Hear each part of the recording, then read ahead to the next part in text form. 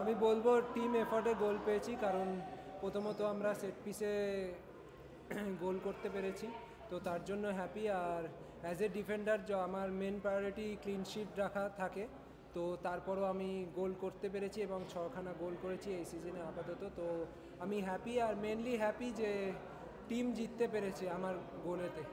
আর যেই গোল করুক টিম জেতা আমাদের কাছে ইম্পর্টেন্ট। দেখা যাচ্ছে যে মানে অনেকদিন পর একটা ভারতীয় ডিফেন্ডার যে উঠে গিয়ে এভাবে গোল করছে, তুমি যখন এখন ছোটো ছিল দেখেছি সুব্রত ভট্টাচার্য এক সময় এটা কি তুমি কোনো বিশ্ব ফুটবল অল ফুটবল কাউকে থেকে অনুপ্রাণিত হয়, মানে ব্যাপারটা কি তোমার মধ্যে সেটা আরও প্রেরণায় আসছে? আমি তো পাওলো মালদিনির খেলা এমনি পছন্দ করি, বাট এটা প্রথম বছর নয় আমি গোল করছি, আমি প্রতি বছরই গোল করি। তো এবছর অনেকগুলো গোল করেছি, বাট আমার টার্গেট থাকবে যে আরও ম্যাচেতে আমি টিমকে হেল্প করতে পারি অ্যাজ এ ক্লিন শিট নিয়ে এবং গোলে কন্ট্রিবিউট করে অ্যাসিস্ট ইয়া গোল করে।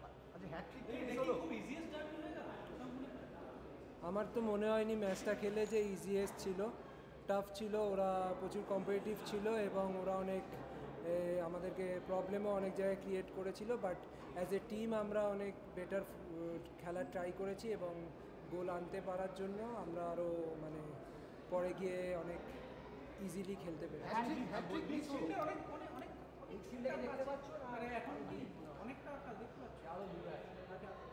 লিগ শিল্ড এখনও অনেকগুলো ম্যাচ বাকি রয়েছে আমাদের হাতে, তো আমরা ট্রাই করব যে এখনও ম্যাচ বাই ম্যাচ জেতে নেক্সট ম্যাচ 5 তারিখ পাঞ্জাবের সাথে জেতার জন্য। তো এক্ষুনি কিছু ডিসাইড করা যাবে না, আমাদেরকে ফোকাস থাকতে হবে, যেমনি চলছে ম্যাচ বাই ম্যাচ যেতে হবে এবং নেক্সট ম্যাচও আমাদের কাছে ইম্পর্টেন্ট। সুভাষিসদা, মূলত আমরা দেখি সেন্টার ব্যাকরা সেট পিসে ওঠে, বাট সাইড ব্যাক একটু কম উঠতে দেখি, এটা কি তোমার নিজের ইন্টেন্ট নাকি না কোচেরই গেম প্ল্যানে এটা? আমার মনে হয় আমি হেডিং ভালো করতে পারি, সেট পিসে ভালো, তো ওই কারণেই আমি যাই এবং কোচও চায় আমি যাই, সেই কারণে আমি মনে হয় গোল পাচ্ছি এবং পুরো টিমেরই এফোর্ট। আমি গোল করছি, আমার ওই জায়গায় যে বল দেওয়া, তো সেটাও টিম এফোর্ট দিচ্ছে, সেই কারণেই আমি গোল করতে পেরেছি। এই ম্যাচে আমরা দেখলাম রদ্রিগেজ ছিলেন না, পরের ম্যাচে টমকে পাওয়া যাবে না, আবারও হয়তো রদ্রিগেজ দীপেন্দুর যুগলবন্দি দেখা যেতে পারে। সেক্ষেত্রে মানে দীপেন্দুর পারফরমেন্স নিয়ে সবসময়ই তুমি বলো, তো এই যে মিস একজন আছে আবার একজন থাকছে না, এই বিষয়টা নিয়ে কী বলবো? দীপেন্দু এখন টিমের সাথে মানিয়ে নিয়েছে, ও এখন আর বাচ্চা কেউ না, টিমের ডিফেন্সের একটা মূল ভূমিকা পালন করছে, কখনো সাইড ব্যাকে, কখনো স্টপার ব্যাকে, কখনো টমের সাথে অ্যালবার্টোর সাথে খেলছে। আর আমরা অ্যাজ এ চারজন যে কজনই পেছনে ব্যাক লাইনে খেলি, আমরা অলওয়েজ একটাই মেন্টালিটি নিয়ে নামি যে ক্লিন শিট নিতে হবে প্রথম প্রায়োরিটি, এবং সেই কারণেই যে আমাদের টিম এখনও পর্যন্ত 11টা ক্লিন শিটও পেয়েছে।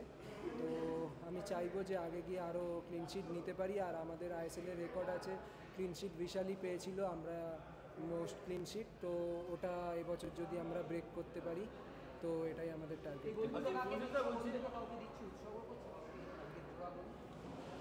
জোড়া গোল আমি মেনলি ফ্যান্সদেরকে, যারা আমাদেরকে অলওয়েজ সাপোর্ট করে এসছে, তাদের জন্যই আমি উৎসর্গ করছি এবং আমার ফ্যামিলিকেও আমি উৎসর্গ করছি, যারা আমায় অলওয়েজ সাপোর্ট করে আসছে।